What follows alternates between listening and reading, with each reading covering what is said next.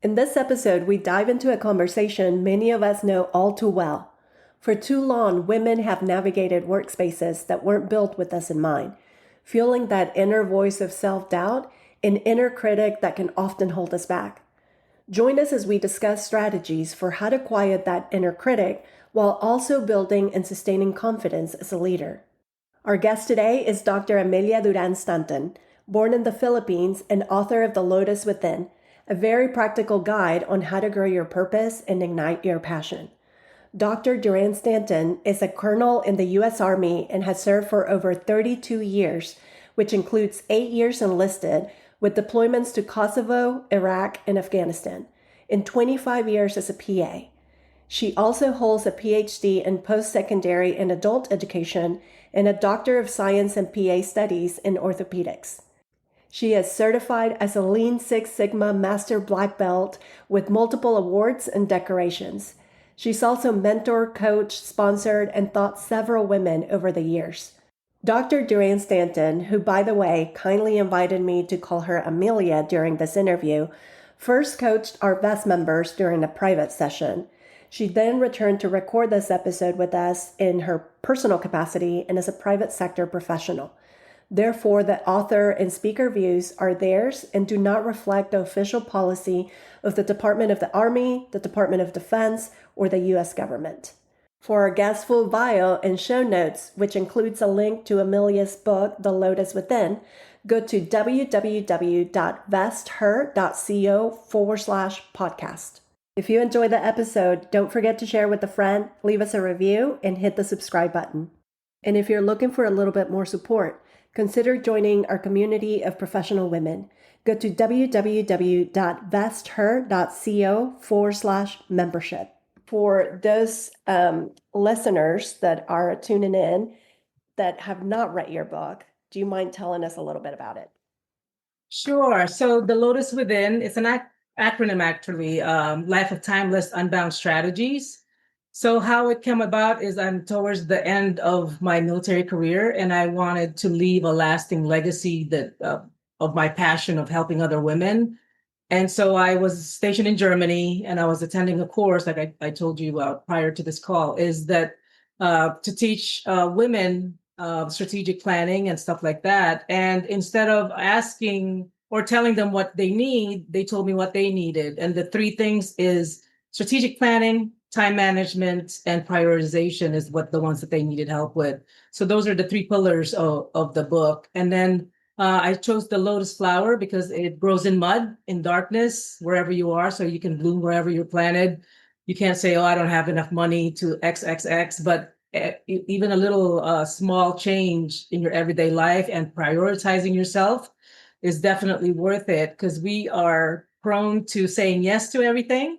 And also we want to help everybody, but we neglect ourselves. So that's the baseline of everything that's in there. And it's actionable. It has a workbook. So it's not just a one and done type thing. It's you go through it the beginning of the year, the middle of the year, every month, however you want it. And then it's also an adjunct if you're in a mentorship, sponsorship, counseling relationship where you can discuss the lessons throughout it. So that's basically what it's all about.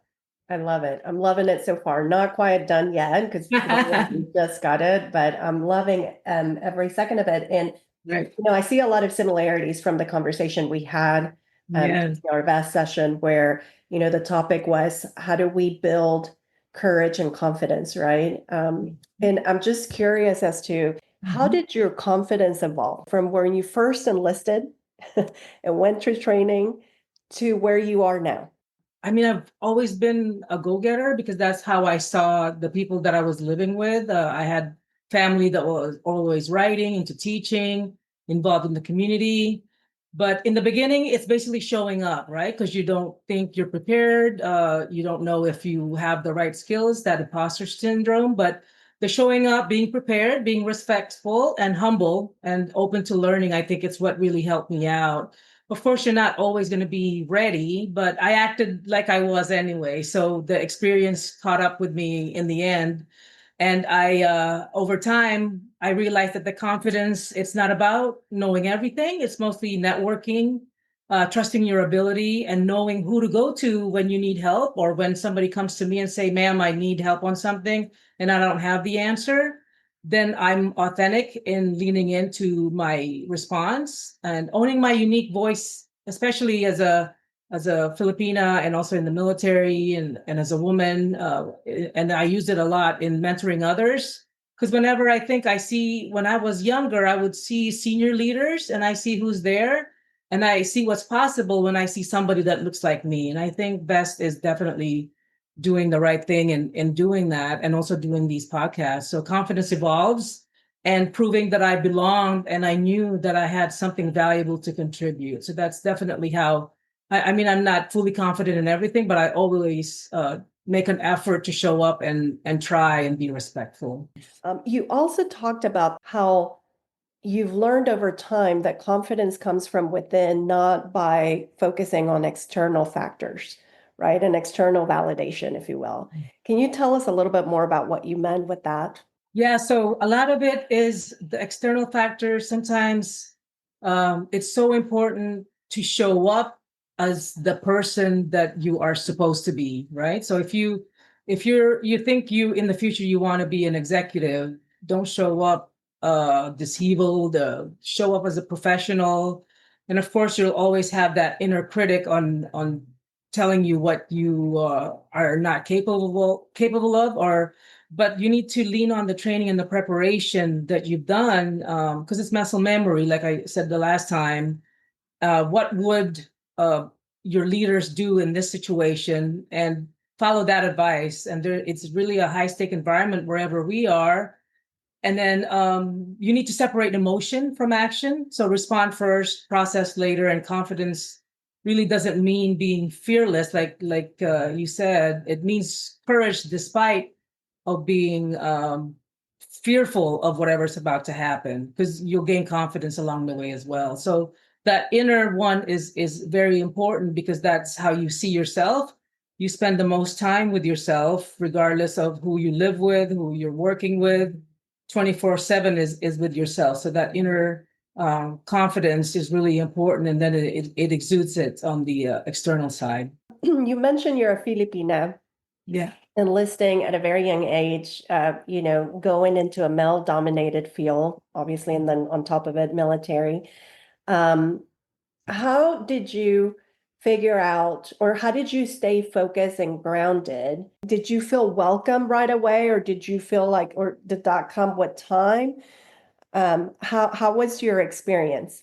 It depends, right? So when I was enlisted, of course, the authority figures are always the ones, because we can see our rank. Well, when you show up, you're in uniform, you already know. So it's different when you're in civilian sector. When you're a woman, somebody assumes that you're the secretary or come get me my coffee type thing. But in the military, you can actually see the rank. So when I was enlisted, I could sense in that way that there's authority and also hierarchy of how I was supposed to behave depending on who's in front of me. So if it's with peers, of course, it's more laid back. But with seniors, we're actually there's regulations where how we're supposed to stand in parade dress and position of attention and things like that. So that is based on hard power, right? So soft power is more, how do you deal with people? How do you communicate with other people?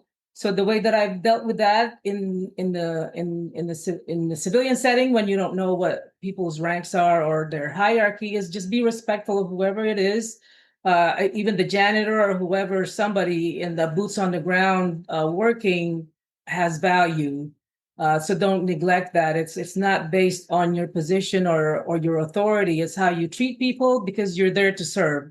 When you're in a leadership position, you're there to serve. You're not there to be served by others. You need to figure out how you can help other people. So whenever I'm showing up, there's been times when you see me, I'm a woman, I'm Asian, I also in the military. However, when everybody else in the room is male, is based on the respect and also the preparation that I've done, regardless of what that meeting.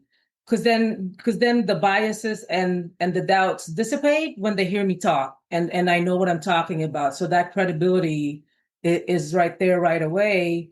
And I don't and I'm honest, and I don't sugarcoat anything. I'm basically showing up as I am in the most professional manner that I can. So uh, in the long run, if there anybody struggling with that, just emulate somebody that you see in public that's doing what you want to be doing. Read their bio, reach out to them, and figure out how they're doing it. And I think that that's how it needs to be. Where you see the gap, you need to strengthen it. Reach out to those people that are already doing it. Did you find it easier, harder, or did it prepare you for civilian life? Because you're right, I didn't think about that, and we didn't really talk about that in the vest session. Yeah. Uh-huh. Okay, yeah, when you are in military, like the order, and the rules of Right. engagement and everything else. I'm just curious if maybe once you got out, if I've never been in the military, so I don't know, like, would it have been easier to feel like you can belong or you can get there during that structure environment, or Yeah. was it easier in the civilian life?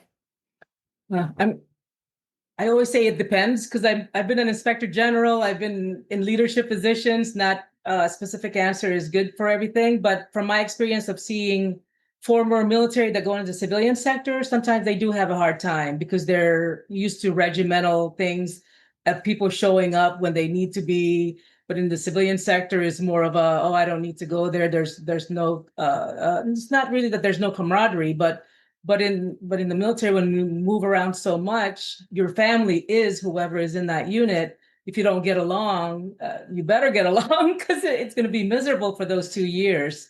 But in the civilian sector, what's prepared me as well is there are people that are veterans. So those I seek out those people in those situations. And also when it comes to not doing anything illegal, immoral, unethical, is being open to new things because we are constrained in the military of the things that we can and cannot do. But in the civilian sector, there's a variety of things that you guys are doing that more than likely we're not able to do. But in preparation of that, is talking to civilians, being around them, networking with them. In fact, I told you about a conference that I went to. It's for civilian PAs, and the militaries are integrated in that. So because at the end of the day, when you take off the uniform or whatever you're wearing, you come home, you're a mom to somebody, you're a parent, you have so many things in common. So that finding out the common ground with each other, I think is very helpful. Yeah, we talk about that a lot at VEST because we support women professionals across industries. And we're Yes. very intentional about that because we're like, look, at the end of the day, we're all dealing with the same shit, Yeah, pretty regardless of much. industries. And, Yeah. we come home and then we have to, care for loved ones and care for the household and all of those things. So how do we just share story and different lived experiences so we can help one Mhm. another? So you're so Yes. right on that end. So obviously you've worked in very high pressure environments, and you've talked a lot about during our best session and even earlier in this discussion about the inner critic and learning Hmm. how to silence that inner critic. So just curious as to how you managed to do that, to silence the self-doubt in moments when stakes were high, right? And the margin of Yes. error was slim. Yes, absolutely. So when you compare the inner critic, it gets louder when the stakes are high, right? Because you can hear it louder whenever that's happening. But then you have to trust your training again, because if you trust that training of how well prepared you are, that inner critic will silence. So take a pause, breathe, remind yourself that you're prepared for whatever that moment is. And in the military, we train as we fight. What that means is if you are in a peacetime situation, you have to prepare yourself as if you are in war, because that's what we're preparing for in the military. Same thing when in the civilian sector, if you're preparing for an interview that's high stake, you have to train as you fight. So you practice what the questions that may come up. the things, the sharpshooting that they may give you. So be prepared. And also, when you're in doubt, just refocus on the mission and whatever you're there for, and rely on your people, regardless of who they are, on their strengths. So that's why you have to build a team. If you're the only one that's strong and every like the weakest link is your gauge of how strong you are, right? So if your weakest link is not strong, you have to build them up during that peacetime so that when you're ready for that war effort, whatever that environment, high stake environment is at work, you're all ready, not just you. So and also, I found strengths in connecting with other women leaders that have been in situations that remind us that self-doubt is common. So it doesn't have to be in control, but you need to acknowledge it, and also don't surrender to it. Be prepared and go in there as a team. Yeah, definitely the preparation is key, and trusting in, what you've already done and your abilities. But what do you say with, especially when it comes to women of color, Black women, Indigenous women, Latinas, Filipinas? We're often told that we have to already be twice, if not more, as good as our peers just to have a seat at the table. Mhm. And I have found that in my personal experience to be true. And and we're trained, especially in the military, I would say, to like not don't complain. It is what it is. So you just do what you have to do and you prepare and you show up and all of those things. And I always want to encourage us to do that. Of course, work hard, prepare, but also how do we challenge the system that continues to put more pressure on certain groups of people, and because I think that it is our responsibility as leaders to like, okay, let's support women in their development to get to the leadership position, but while also holding systems accountable to see, okay, we also need to level the playing field and we need to address the biases, because oftentimes we're putting all of these pressure on, women of color, certainly, without the support systems that they need as well. Yeah, so one thing that I've learned in this space is you're not alone. And then the other is sometimes we're our own enemies, right? Like when you see like jealousy and things like that, curb that, because you're not advancing together if there's jealousy, or if you want to be in front of somebody else, you have to march together. And one thing that I've learned too in my reading and also experiencing is there's things where if you can't beat them, join them. But then in our situation, if you can't beat them, create your own circle. Because I'm sure you know this history of when women were not even allowed to open their own bank account without their husband's permission. Yeah. So women got together and created their own bank. So create your own bank, whatever that is. Collaborate and do something together. Don't step aside and be a victim and say, "Oh, the system is keeping me down," type thing. How can you rise up from the situation that you're in by getting help and also taking advantage of the things that are already there, like small business opportunities for women and women of color, et cetera. So you're at least 50% owner of these businesses. Take advantage of those. When there's a will, there's a way is really true. And don't think of the system as something that will not enable you to get to where you need to be, as long as you're asking for help and you know where you want to be. Yeah, for sure. Um, women are often told to stay humble and to let their work speak for itself, right? And here you are, you've published a book, you've authored over 100 publication, and you present widely and speak on different topics on multiple stages. How have you balanced humility with the need to assert your voice and take ownership of your expertise in global platforms? Yeah, that's a great question. So the humility part is very important, regardless of what accomplishments you've achieved, because there's that part of you that you're never going to know anything and everything. So, and then the confidence, the humility and confidence, I don't think are opposites. It's like yin and yang or a Venn diagram. They go together. They're modular. They're partners. So I always give credit where credit is due. So whenever I'm doing something, there's always somebody that has helped me.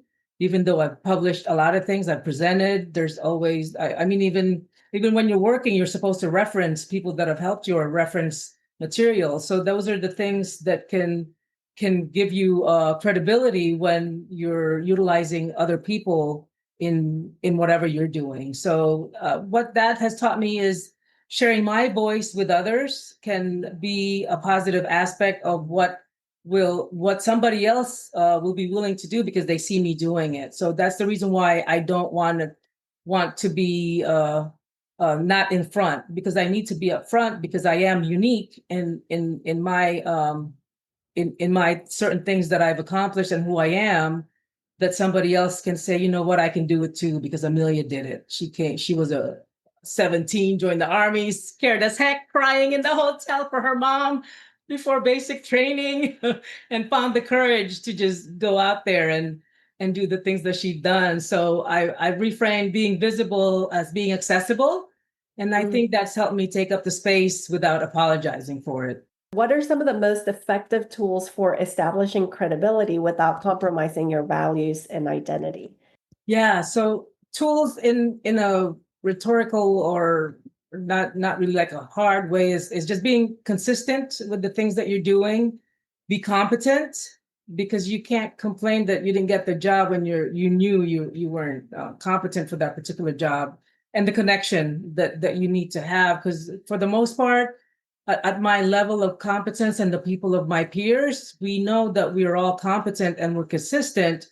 But do they know you? Do they know your skill set? So if you don't have the connections of people who need to advocate for you for whatever it is, to sponsor you, it's not really going to help you, even though you have the skill sets for it. And I also don't pretend to be someone I'm not. I'm not a 50% of somebody else. I'm 100% of me.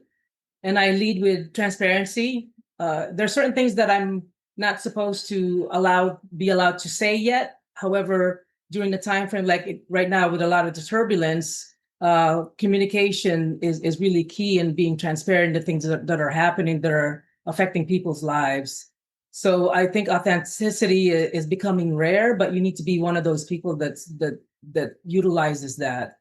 And also, I also let my outcomes speak for themselves. So I back that up with open collaboration. I always, like you said, I always lift somebody up, whether above me or below me.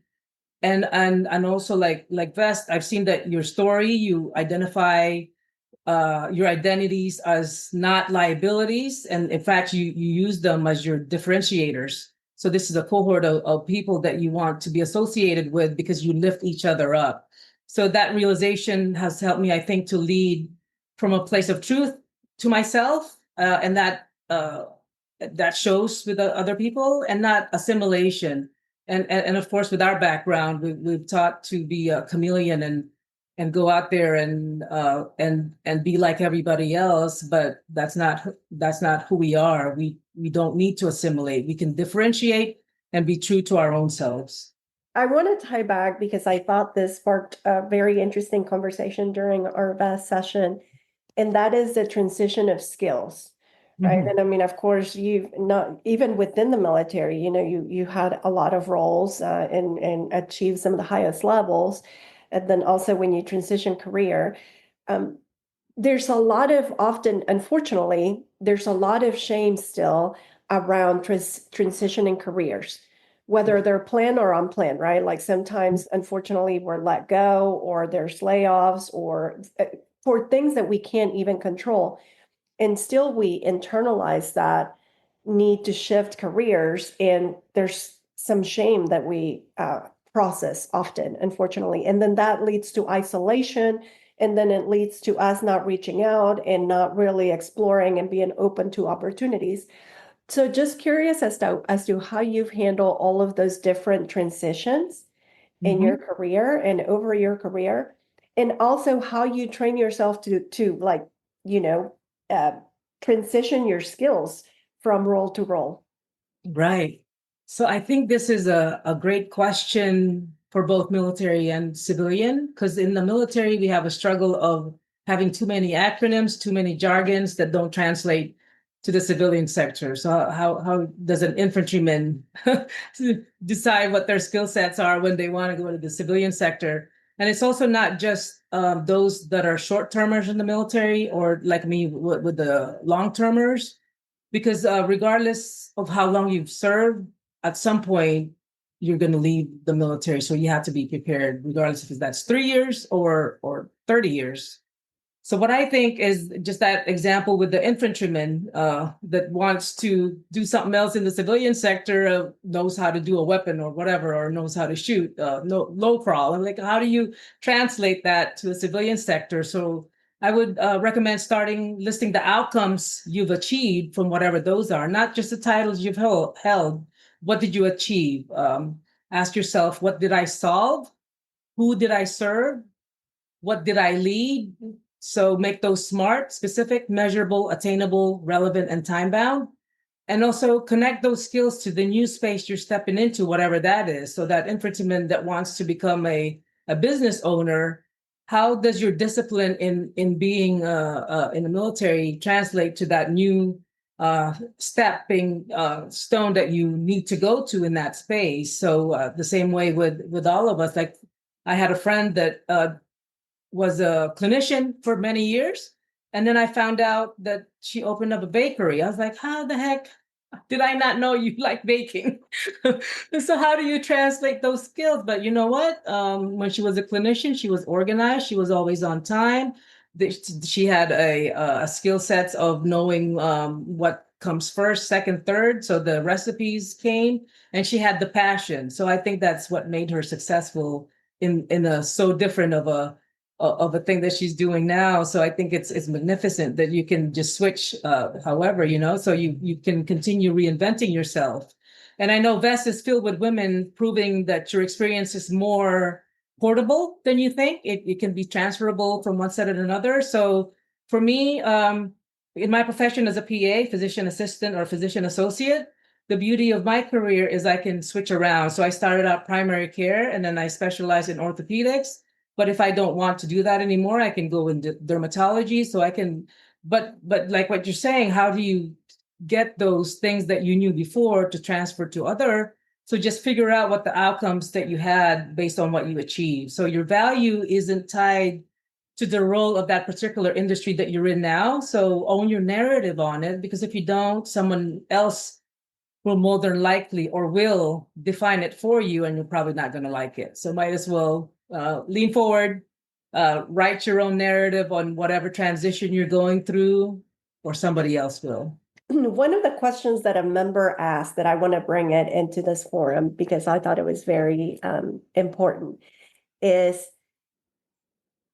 sometimes as women, we want to fix things, right? And so sometimes we go into workspaces and perhaps the culture or the work environment is just toxic.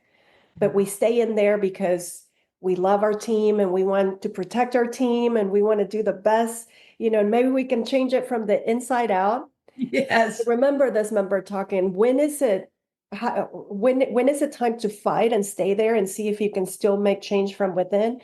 And when is it time to maybe step back and say, and maybe it's time for me to go and take my skills and my passion and my value somewhere else? Right, Ed. So this is when I mentioned the boiling frog syndrome that everybody should know about. So the boiling frog syndrome metaphor is there's a frog and it's in the water, it's in a pot, and you incrementally increase the temperature on it, and it won't jump out. It will just stay there and pretty much die because they're not cognizant, because the incremental increase of the heat, they're not feeling it, and they just not even cognizant of it, that it's happening, it's killing them. And that's what I think a toxic environment does to you, is incrementally gets worse. And then at the end of it, you look back and like, that job killed me, or you don't even realize it, and you're not in a good place. we don't use toxic anymore in the military. It's unproductive leadership is what it's called now. But what I recommend is on your own volition, turn up the heat every now and then to assess where you're at, because you're your best advocate and also best person to determine what that environment is to you, and also figure out if anybody else is not doing well as well. Like an outsider can provide that feedback as well. But one of the things that I also learned regarding imposter syndrome is sometimes you don't think you have the skill sets to move, so you just stay where you are. So that's the other thing of turning up the heat is don't get stuck in wherever you are now. Figure out what new skill sets. Don't quit your job. Save money, because that helps you prepare for whatever else you need to get into. Because when you're looking for a job and they find out you don't have a job, the likelihood of you getting that job is minimal. But if they know that you're in a position right now where you're still working and you're just improving your skill sets, and I think don't burn bridges either, because that environment where you may have been, it may have probably still gave you some positive reinforcements and things that you can bring to the next skill set. So for us in the military, we move every 3 years, and if there is certain kinds of environments where we know that it's not conducive, because sometimes the way I see it, sometimes it's not people, it's the process. So or sometimes the conflict of personalities. So though the conflict of personalities you can separate, but if it's a process problem where you're not giving the tools that your workers need to get the job done, you need to give them that. If you can't, then you need to allow them to move on. And the same thing whenever somebody was saying, well, so and so is always going to school and increasing their skill sets. Well, wouldn't you want that? And then they stay, or they're using their skill sets and move somewhere else. So those are the things that I think in this type of environment is determine whether it's a people issue or if it's a process issue. Because you don't want to quit and say, oh, I don't like so and so because they did this. Well, it's probably because they're not given the tools that they needed to do in order to help you. They just don't realize it because there's nobody at the top helping them. So figure out what the process is. Of course, on my bio, I do Lean Six Sigma. So Lean Six Sigma is getting rid of the things that are impeding people in getting their work done, and that those are easy fixes. So if that's the case, then fix the process. And otherwise, if it's a people issue, then you need to do counseling or documentation, things like that, so that at some point they may need to leave the organization, and it may be for their betterment. Because sometimes people don't realize that moving to another location may be a positive thing for them and for the group they left. So I think that's a great way to go about it. Are there any specific habits, tools, or daily practice that have helped you gain this confidence? Yes, absolutely. Oh, I have a lot of them, but I think it's different per person on how you want to improve yourself. Because I think basically what you're asking is, how do I stay grounded, and also what are my daily habits in keeping up with everything? I take time for myself is the bottom line, and I think a lot of women are starting to realize now that they do need to do that. So yes, morning journaling, and also planning with intention. Like I know, I look at my calendar. I go by my calendar for everything. I even have tiny R of a 1 minute reminder from 2 weeks from now saying, hey, don't forget to ask so-and-so about this. Because I'm task oriented and people know me because of that. And sometimes they wonder, how come she remembers all this? I don't. I put it on my calendar, and the calendar reminds me, hey, ping so-and-so because they're due for whatever. So, and then reflecting on the wins, because positive reinforcement, I think, will let you continue doing things that you think are hard. So a habit needs to be done in 3 weeks. If you're doing something new, if you're trying to lose weight, if you're trying to do something different, give it 3 weeks, because more than likely, if you quit a week, 2 week, it's not enough for you to get into that habit. So showing up, getting feedback from other people, and also confidence grows, I think, when you remind yourself of how much you've overcome already. So that's the way I do that in the book that you mentioned that I wrote, is reflecting back in your childhood and figuring out the milestones, even though you had some setbacks, on what went well, how did you overcome them? Because those are the lessons that you brought you to where you are. And also the intentional self-reflection that I think is aligned with VEST. So you don't build confidence by accident. It's a daily decision that you have to do. And last time when we were recording, somebody asked me what I did, and I told them it's just a Ross book. In fact, it still has a Ross sticker on it. Oh, amazing. And it says engaging heaven today for women, but it doesn't have to be this book. I'm not advocating that you get this book that I got for $4.99 at Ross. Is stick with something. And then I have another book that I write based on what I see from that and all the lessons. So 5 minutes, that's all it takes, because it's 5 minutes. five sentences on there, and it's daily. It has a 365 days.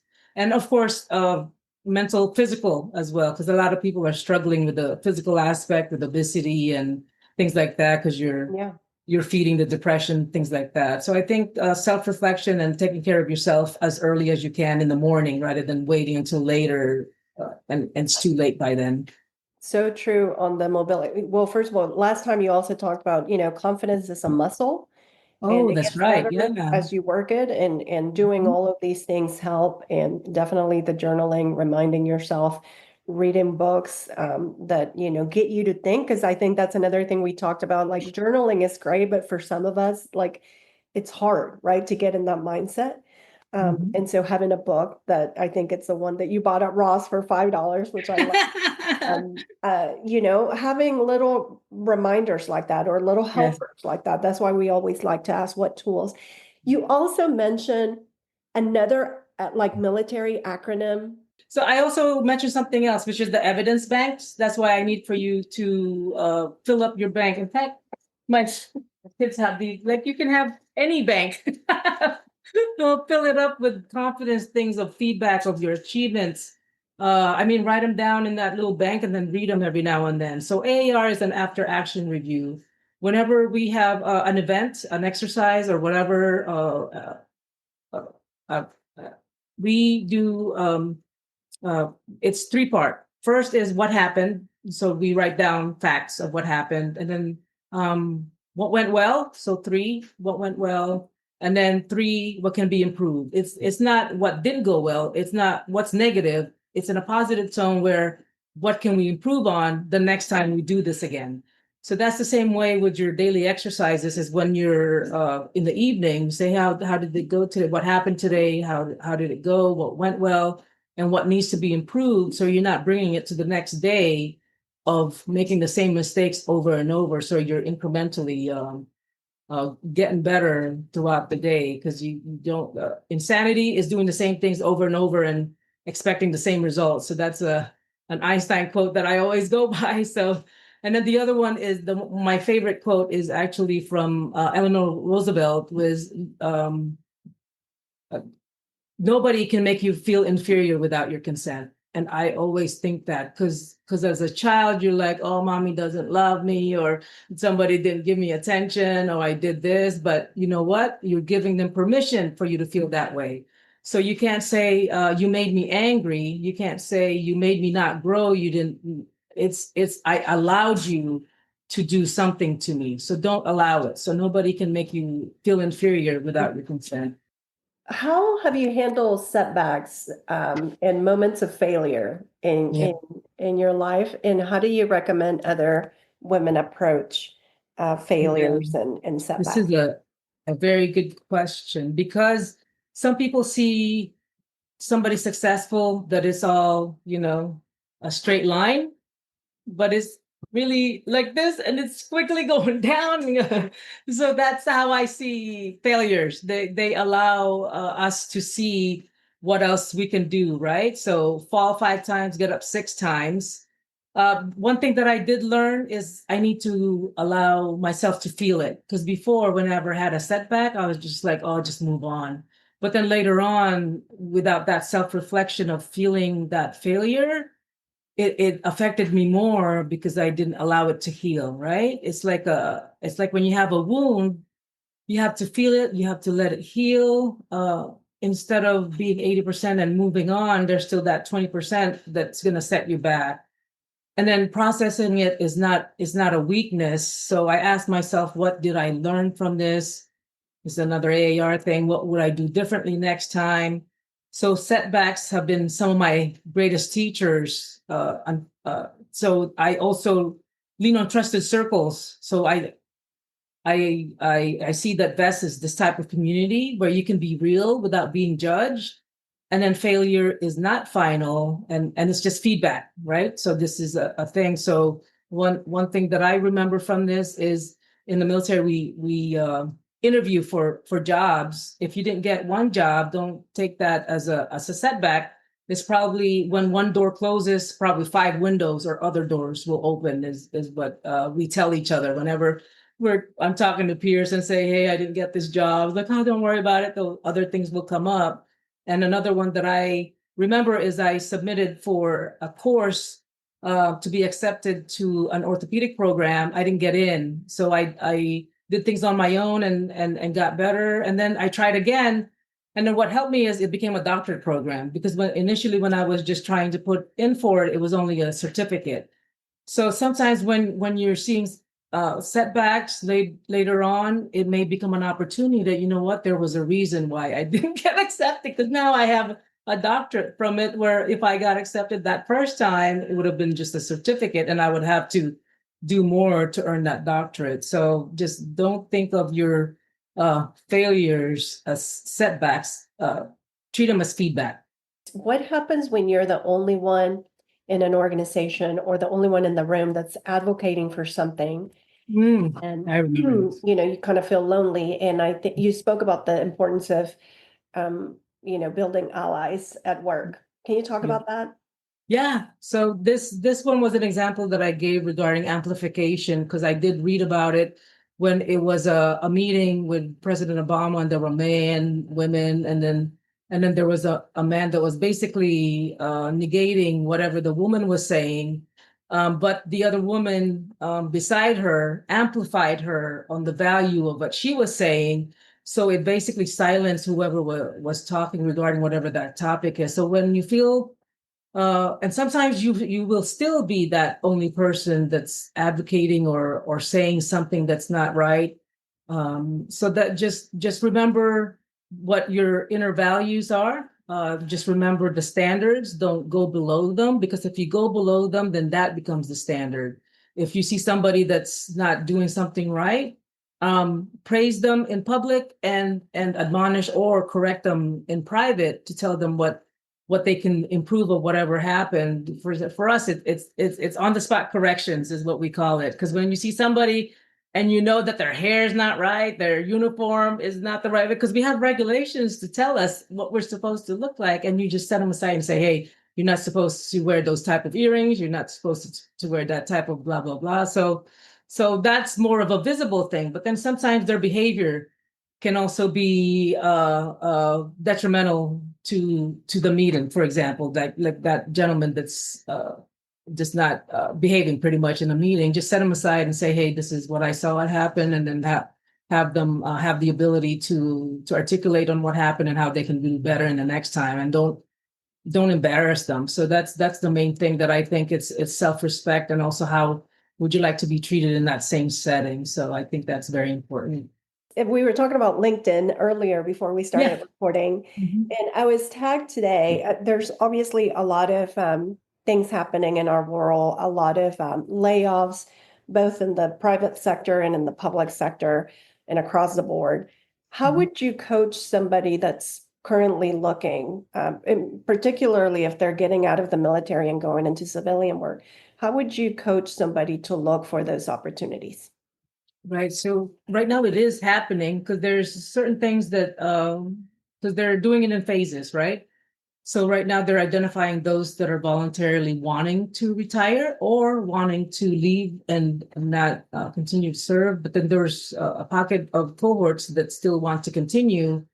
But that's just dependent on if they can or not. So that's just like the thing that I was telling you about. Don't quit this job until you get the other job. And I've seen on LinkedIn, it's a great platform to say, "Hey, I'm looking for a job." Pretty much, I'm looking for a job. No shame. These are Yeah. my connections. Yep, and then join these organizations that fit on. And I think it's a great time to reinvent yourself. Pretty much, don't think of this as a setback.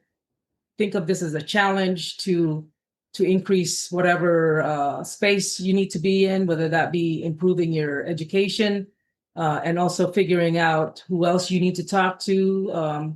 Clean up your resume, because, like I said, we have a lot of military jargon on our CVs that need to be translated into civilian. And same way with the civilians, whenever you're in a different market, you need to determine the wording that needs to be for that particular market that you're interviewing for. And also confidence, I think. And I've seen that there is difficulty in this environment of getting jobs, but just while you're looking for a job, hone in and improve the skills that you need to have in future jobs as well. So don't quit grinding and pedaling. So I think that's very important. Yeah. No, I love it. And it's part of why we need to get rid of this shame, right? To put ourselves out there on LinkedIn, to network, build community. And, we were talking about AI, using AI earlier. Like, you can use Yes, ChatGPT it's to help you amazing. with your resume and Yeah. with boarding and all of those things. So thank you for Yeah. that. So what I learned during that conference that I did tell you this, is that don't be afraid of AI, because AI is not going to replace you. It's just that you are going to be replaced by somebody who knows AI. So you better know AI along the way. Well, we always love to close our sessions with takeaways. What can listeners and Vest members can do right after this call, something tangible? So what is some advice that you have, or whether it's a practice, a mindset shift, that you recommend Vest members and people that are listening to this podcast do after this call? Yeah, so the one that you already mentioned, that I did mention the last time, is that confidence, treating it like a muscle. It grows with use. So if you don't use it, you lose it. So, for example, this week, just choose one thing you've been avoiding, whether it's speaking up, setting a boundary, or asking for what you deserve. We are notorious for not speaking up. Even in my profession, men make more than women, even though there's more women in the civilian sector. In the military, there's more men because of the way that it's happening, but we make the same. So we can actually look up my rank and see how much I make. But in the civilian sector, it's that community of figuring out of what your worth is and figuring out together. Because if somebody takes a lower salary with this job, it hurts the next person. It hurts the community when you're not earning what you're worth. So take action whenever that is. Small, bold moves, create momentum for it. And it looks like Vest gives you the backing of a powerful community. So make sure that your next level starts with you. So show up even when you're unsure. And also, you're more ready than you think. So that's why it's so important to focus on yourself during this time, so that you are able to show up for yourself, for your family, or wherever you may be. So, And another thing listeners can do is get your book, The Lotus Within. We're going to put the link on our show notes. And how can people find you? How can they connect with you, Amelia? yeah, so it's pretty simple. I'm Filipina and an Army PA. So my hashtag or at sign is Pinay Army PA. Papa India, November, Alpha Yankee, Alpha Romeo, Mike Yankee, Papa Alpha. I love it. You had to bring in the military spirit. Name your phonetics. Know your Love it. phonetics. Love it. Love it. If you enjoyed this episode, share it with a friend and don't forget to leave us a review. And if you're ready to take your career to the next level, apply to join our community of professional women, all eager to help you get there and stay there. Go to www.vesther.co and apply today.